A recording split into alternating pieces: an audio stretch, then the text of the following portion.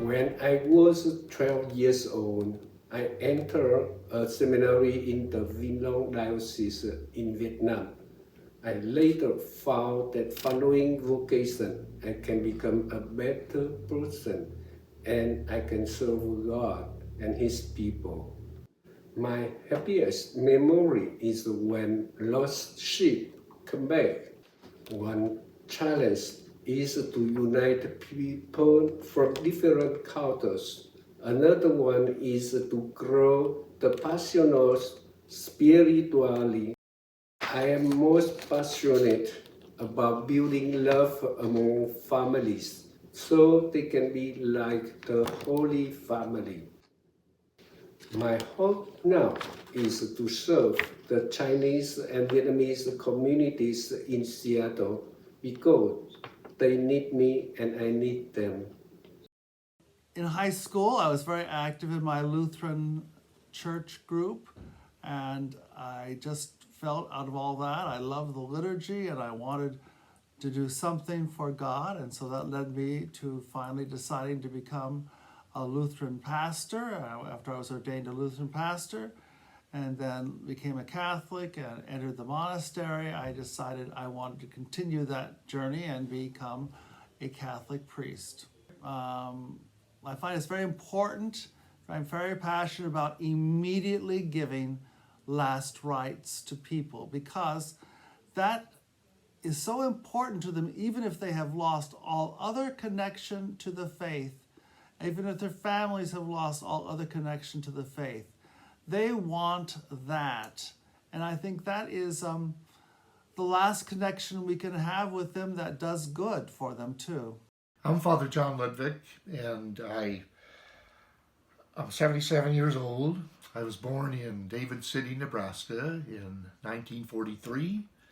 And about a month later, my parents moved to a farm in Wahoo, Nebraska, where I would have 7 siblings, 3 brothers and 4 sisters.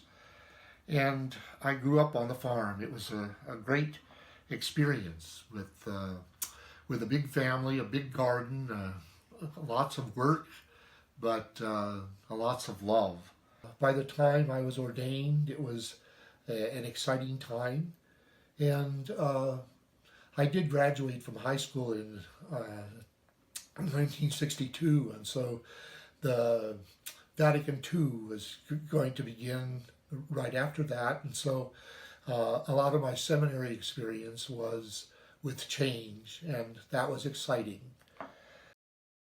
I was sent initially to a late vocation house in London called Campion House. It was run by a crusty old Jesuit. He ran that place like a tyrant, but I enjoyed it and I got a lot out of it. And then for major seminary, I returned to Ireland, to All Hallows College in Dublin, and spent 6 years there. And I enjoyed it because Vatican II was happening, and most of the theology we got was coming out of Vatican II. Our professors were great that way. They mimeographed stuff straight off the press, as it were, and it gives a deep sense of what Vatican II could be for the Church, and got some excitement really out of that, seeing a future of the Church that could be far more open, far more welcoming, and that really suited me, because I thought that's really what Church should be. I figured the Church has still a lot to do before Vatican II really takes hold of our bishops in general. And to me, if that happens, we've got a future as a Church, because we have something that's wonderful. You know, we have the living Word of Christ in the Scriptures. We have the Eucharist, the center of who we are. We've got so much to offer to people if we only get out there and do it. And I said a priest learning so much in the parish, so elsewhere, and to invite the people more and more into ministry in the Church, be open to their part in it. I'm happy that now the Church is moving towards having a great synod, and hopefully in our Archdiocese we'll be a big part of it, because I think that might help us to become more of a Church that's not afraid to be in the marketplace and to bring the good news to the marketplace where people are at, so that we can go forward in peace and a joyful time. I think my when I think of my priesthood, all I can really do is reflect on it with sheer gratitude. So part of my happiness, I think, as a priest, is just to simply be grateful for the vocation, grateful for the people who formed me, who have been a part of my spiritual journey, my spiritual directors, my confessors, and the people of God whom I've worked with over the years, who have literally taught me who God is. I believe the church needs to be a welcoming and safe environment for people to come, to welcome people, to offer hospitality, to welcome them as they are, with all their questions, with all their doubts, with all their struggles, just to welcome them and learn how to be with them and to walk with them in their own journeys, to learn from them, to let them teach us what they need. My greatest hope is that the people of God find God, celebrate God, love one another, and live in peace. Okay. Well, I was born in Mount Vernon, Washington. Grew up in Arlington on a dairy farm, first 10 years of my life. And then our family moved to Camano Island. And 3 of my brothers and my 1 sister still live on Camano Island. One of my brothers inherited the family home. He never got married. He's the one who took care of my parents when they were in their elderly years. And anyway, when I have my day off, I go and spend my day off with my brother Louis. Oh God, you are my God. For you I long. My soul thirsts for you. My body pines for you, like a dry, weary land without water. And that verse, which you say every time we got to have a feast, that comes up in our liturgy of the hours and morning prayer.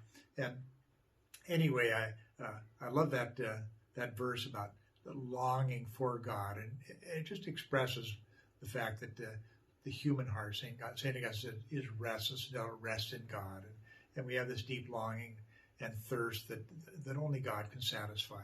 I got a lot of hope in our young priests. I really feel that it's just been a gift of the Holy Spirit, and I sometimes just step back and think, what a challenge it is for a young person to, survive our culture today, and then, make the amazing discernment of priesthood. A lot different than it was 50 years ago. But I just see the Holy Spirit at work in all of this. So when I look at our young priests, I feel a lot of confidence, a lot of hope for the future. I had a near-death experience. This was 8 years ago, and I can't remember, 2011, I guess. And I was in a house fire and almost died. And this is, I guess, the most powerful experience in my encounter with God. I'd been kept in a coma for about 3 weeks, and I was intubated, so I had a tracheotomy. So it wasn't anything really dramatic, except that I heard the voice of God, who said, "Be still and know that I'm God, and behold my Son who loves you." And that's the only thing I can recall of that experience. I guess it was the next day, the nurses told my friends that something happened, and I had a 180-degree turnaround, and they were now pretty sure that I was going to survive. The Dominicans were very real. They had their faults and failures, but they were always so delightful and so compassionate. And that's what motivated me to want to become a Dominican, because I wanted to share that with God's people.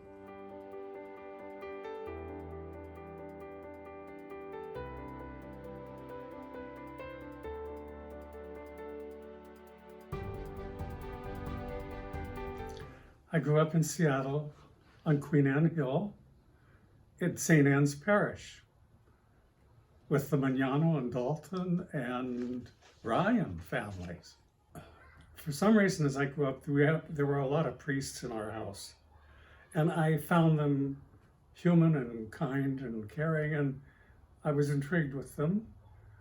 I entered St. Edward's Seminary in 1949 and was there 12 years, and after ordination, or maybe a little before, I did graduate work for 5 years. Well, I consider it a singular privilege to have lived in the time and the ambiance of the Second Vatican Council, and to have served as presbyter in a renewing church. My hope is that we priests can invite people to a deep relationship with Jesus. It's what the pastoral plan talks about. And invite them to open their hearts to the nearness of God's reign and love, and to do that not as passive children, but as thinking adults, and to do it in a co-responsible and a synodal church. It's a big order, but Francis thinks we can do it. Hello, I am John McMullen. I'm 85 years young, and I've just celebrated 60 years of priesthood. I was born and raised in Belfast, Northern Ireland. Our city was bombed several times by the Germans during World War II. Needless to say, we moved out of town, get out of town, and went down to Newcastle, a seaside town, for security. Eventually, the war ended. We were back in Belfast. I went to the Christian Brothers School. One day, a missionary priest was visiting, gave a talk on priesthood. After school, some of the guys were talking and saying, what do you want to be when you grow up? Blah, blah, blah. I said, I don't know. I haven't got a clue. Maybe a soldier. One of the guys said to me, I think you would be a good priest. I nearly died of shock. 40 years of priesthood and ministry went very quickly at the Archdiocese of Seattle, including several years as a chaplain in the United States Army at Panmunjom and the DMZ. Had some of my men killed there, very sad, but c'est la vie. So here I am now in Orlando, 20 years ministry. People say to me, why do you work at your age? And I said, well, just trying to get out of purgatory a few days early. What other reason would there be? So I got a car, and so worked at a hardware store for some time. And then a cousin of mine came along and says, you know, Lyle, you can't spend the rest of your time here. You need to go back to school. So I went back to school at the Great Falls College of Education, and was there. And I went to Mass every morning at the chapel. And one day, one of the sisters asked, Lyle, do you know how to serve Mass? I smiled, yes, because I was brought up on that. So I started serving daily Mass, and one day the chaplain says, have you ever thought of the priesthood? One of my favorite devotions ever since I was a youngster was the Rosary.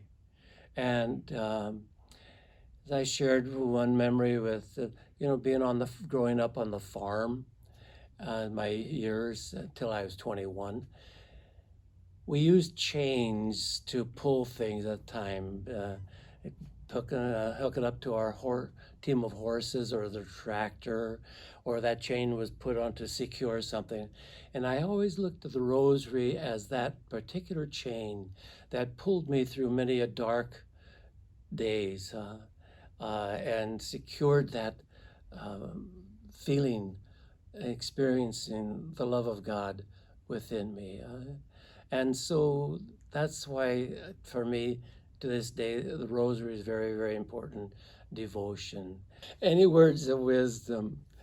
Just be grateful Be grateful for who you are. God made you. He knows you. And just don't beat yourself. And when we fall, we get up. And the words of wisdom is keep going.